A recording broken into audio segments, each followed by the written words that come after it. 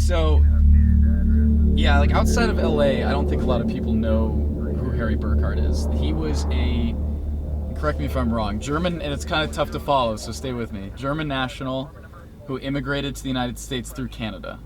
I think that's correct. He came here with his mother. Don't know where the dad was in this situation. Came here with his mom, and she got picked up by immigration for running some kind of brothel, some kind of weird massage kind of parlor thing. Immigration picked her up. She was in custody for that. While she's in custody with immigration, her son, Harry Burkhardt, the subject of our chat tonight, went around LA and just terrorized the city. Like, we're talking about it here, and I remember it literally like it was yesterday, and the whole situation with him, we didn't know if it was a terrorist attack. We didn't know if this was like somebody from like a fire department that was disgruntled and like going around the city lighting fires, because the person that was doing this, we didn't know who it was obviously at the time. The person who was doing this stuff was just so far ahead of everybody, and I think that's what really kind of put me on edge, because every time we'd go to a call with one of these arson fires, it was like, man, is he still here? Is this guy like, is he in the bushes watching us? Like, we had no idea. We didn't know if it was a group of people, like I said, if it was like a terrorist attack. And it was interesting to see from a journalist perspective in the middle of it, looking back with all these layers of different departments and different personnel that were trying to find this guy, and realizing that I had the furthest back perspective, and that the fire departments weren't talking to each other. LA County wasn't talking to LA City. LAPD sure as hell was not talking to LA County sheriffs. And then the FBI got involved. I mean, it was just unbelievable the amount of resources that went into finding this guy. And then they ended up finding him with a random traffic stop by a volunteer sheriff. So it's a crazy story, actually, if you really think about it. I mean, I remember going to some of these calls, and people were coming out of their houses at like 1, 2 in the morning asking me if this was one of the arson attacks, like if this was the guy. I remember one woman coming up to me and my friend who was with me at the time and asking, hey, like, is this him? Is this the guy? And she began explaining to us that she hadn't slept in 3 days because she was so afraid of this guy coming and lighting her apartment on fire. So this was not just some guy running around causing fires. Like, you have to realize like how much psychological damage was going on during this whole thing. People were just terrified. People were afraid to go to sleep. I mean, I haven't covered a story that's been quite that effective on a individual level, I think would be the way that I would define that. So we'll go on the Grand Circle tour of LA, and we'll go to a couple of the spots that Harry decided to target. I don't know why he chose a couple of the spots he did. He had an MO where he would go for parking areas where there were vehicles with apartments over the parking. So it was a 2-story building, always a 2-story building. There was only one that was kind of out of his normal MO, and that was a bunch of cars behind an apartment structure. But it was always a 2-story building with car park underneath occupied dwellings, with people sleeping. And he used it. I'm not going to get into the specifics on how he did it. But he did use a time delay device, a very simple time delay device that put him about 15 to 30 minutes ahead of everybody. Harry Burkhardt hit a location here at the intersection of Colfax and Burbank, and if you look to our left here, you can see we're actually right next to LAPD North Hollywood Station. So that's the police station, and I'm going to turn the corner here at Colfax, and there's going to be an apartment structure right here on the east side of the street on our right. Right here. This is one of the locations that he hit. This entire carport area was completely on fire. Yeah, kind of crazy. So you can actually see a police car pulling in. See the driveway down there where that there's a Charger pulling in? That is the LAPD North Hollywood station. So officers literally down the street, and Harry's one of his, I want to say, was that like day 2 or day 3? I want to say day 2-ish. I'd have to look back at the records because it was so long ago, but I mean, the guy lit a fire down the street from the police station, literally walking distance. Like we could jog down there in a minute. So again, I don't think he even knew that it was there, because the guy, being a German national, he's not looking at a map going, hey, where are the police stations? This guy just went around indiscriminately looking for the type of, I'm trying to think of how to explain this without like giving away his like MO, but there were certain buildings and certain car positions, like where the cars were parked, that he would look for. So I knew when we went to one of the fires if it was a fire that he lit, because there were a ton of copycat arsonists at that time, because it was big in the news, everybody saw what was going on, and people were actually torching their cars to try and get the insurance payout, because they would say, oh, the arsonist did it, even though it wasn't. So there were certain things that he did specifically to the cars that allowed us to see. Very good. There were certain things that he did to the cars that allowed us to tell if it was actually one of his fires or not. And again, there were certain things that he looked for in these buildings to make sure that it was as destructive as possible. So I wouldn't consider him like an expert in fire and fire dynamics, but he definitely did enough research to get to the point where he could cause a tremendous amount of trouble. But again, lighting a fire down the street from the police station just kind of shows how oblivious and how determined this guy was and focused. Because if he's that focused on what he's doing, he's not going to notice a police station literally down the street.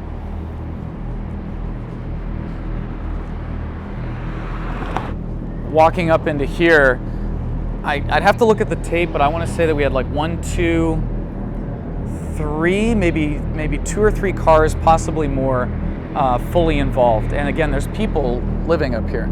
These are apartments. These are occupied apartments. And in all honesty, it's a miracle that nobody got severely injured or killed during his little terrorist campaign, I guess, if you want to call it. But it was pretty wild, and this was definitely one of the more intense fires that we had that I went to. So kind of interesting, but again, talking about how focused he is, he had one goal, and that was to cause as much destruction, as much, how do I put it? He wasn't just causing destruction, he was trying to cause psychological harm. Because we would show up on these fires and people would be out of their houses and they'd come up to me and they'd ask, is this the guy? Is this the guy that we're seeing on the news? And I'd tell them, if it was, I'd be like, yeah. If it wasn't, I'd be like, no, don't worry about it. But the entire city, I remember one lady, it wasn't here, it was down in West Hollywood. She came out of her house and she goes, I can't sleep. I've been up all night because I keep thinking this guy's going to try to kill me. I mean, people were really, really freaked out about this guy. And it's just interesting to see an area like this. I mean, it's much more lit now. I'm assuming they put the lights in, and there might even be a camera around here somewhere. I wouldn't doubt it. But yeah, there's a camera at the very end of the building there. But this guy looked at an area like this with, decent traffic flow here, right next to a freeway, and deployed one of his devices.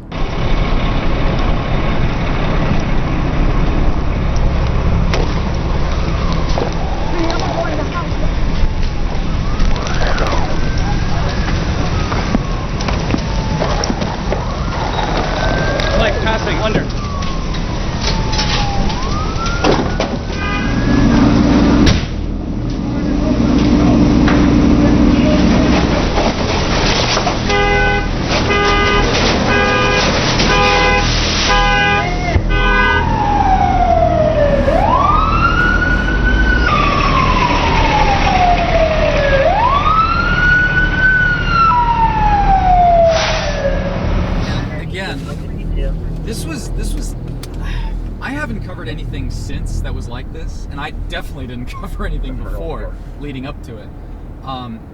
It was weird to have one guy that could just wreak this much terror and cause this many problems, right? You'd think like it would be a team of dudes running around lighting these fires. And it's interesting too because it sounds like such a simple thing.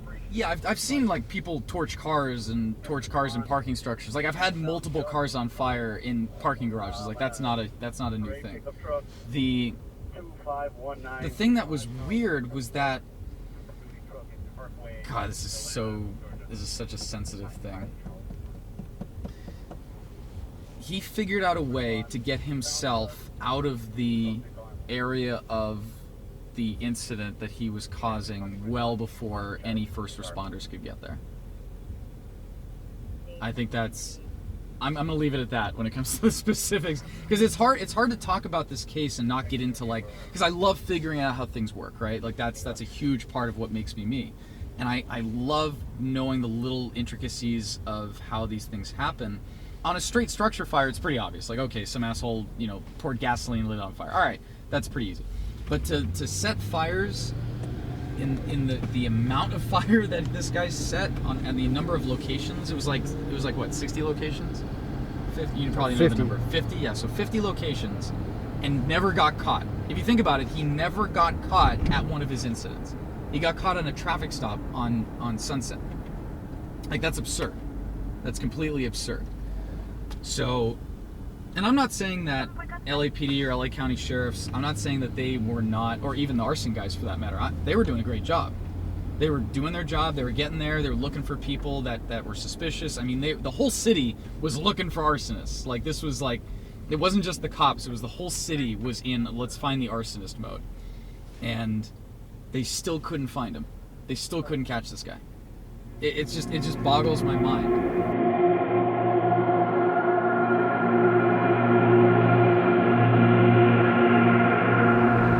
So, Laurel Canyon Road leads to Jim Morrison's old house, which, again, it's weird. Now that I'm thinking about it and talking about it out loud, which I never really discussed this stuff with Gitman, but the two fires that Burkhart lit up here in the hills don't really fit his MO, which is interesting because there aren't a lot of houses. I don't think there's any buildings up here that really would fit his perfect ideal location. But this one, I mean, the footage I've got on this one is unbelievable, actually. On this one, so the house we're gonna make a right here, but we're gonna have to turn around and then come back down. It's a mess. Firstly, coming up here, look at these roads, right? Imagine getting a fire truck up here. It's a freaking mess. So you're not gonna be able to see it from going up, but you'll see it coming down. The deck, oh, they have cameras out here now, that's good. This deck, which is now stucco and plaster, used to be all wood. And that whole thing is that was just gone. Okay, we'll go up here and we'll turn around. But it was weird because, again, these locations up here do not fit the criteria for the fires that he was lighting before. And I initially didn't think that they were his fires until I started, talking with the arson guys, and they're like, no, for sure, like, this is definitely our boy. And again, I grew up in this area, so it was very familiar for me. But I remember hearing, funny enough, we were actually at another fire because this is city's jurisdiction.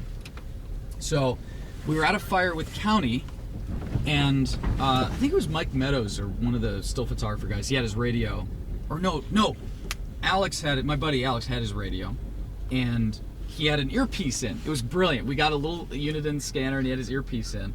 And he goes, I remember him putting his hand to his ear like a weather guy, and he goes, "Oh, Zach, hang on, we got a fire on Laurel Canyon."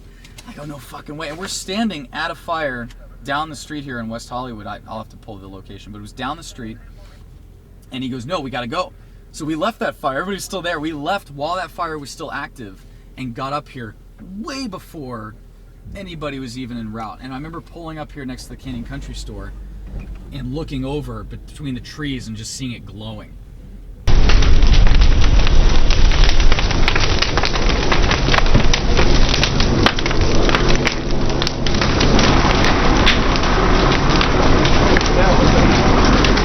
So it looks like they rebuilt a lot of this. I mean, you can still see the chipping on the paint here, which is interesting.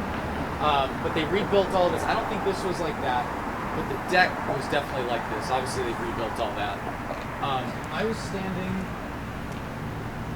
standing right about, I want to say right about here. This whole area was on fire, and then that's when you see me pan over, and the firefighter comes walking up, and he's like, "Oh shit."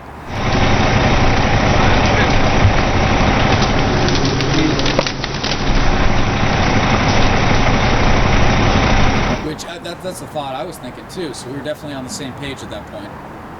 But just kind of weird for him to like this. But yeah, I think this is the most historic and most, I don't know, what would you call it? Probably the most significant fire that he lit during his arson spree. They were, all of them are significant in their own right. But as far as like publicity-wise, like old school Hollywood, nothing topped this.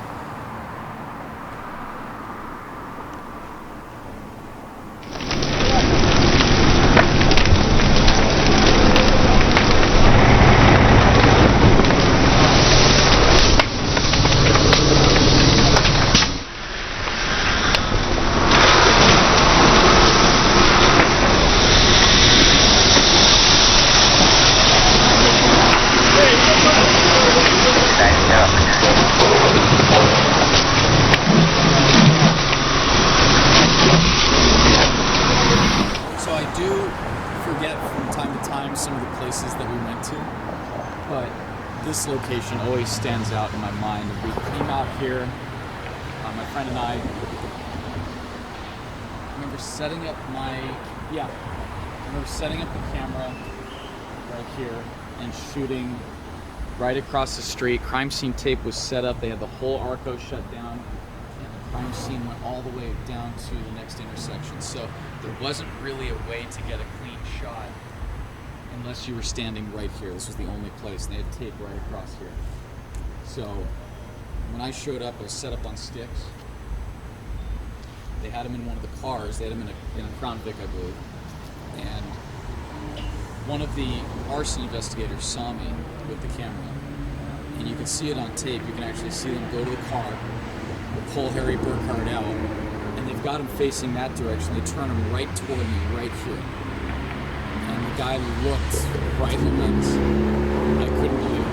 It sent goosebumps down my spine. Even talking about it, even thinking about it, it literally sends goosebumps down my spine. The guy was so, like, there was just, like, he was totally fine with what he was doing. Like, it wasn't that he was disconnected. He wasn't completely checked out. He was like happy. Like he was just like proud of himself. It was the weirdest, smuggest look on his face. My camera on the sticks.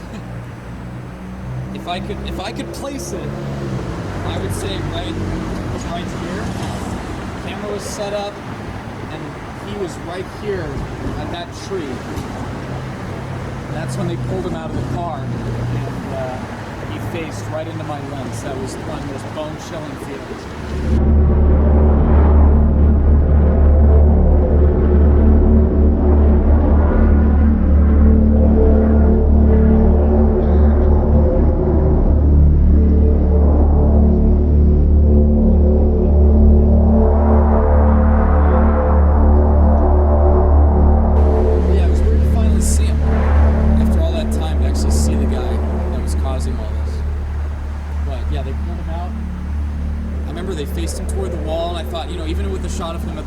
Still pretty good.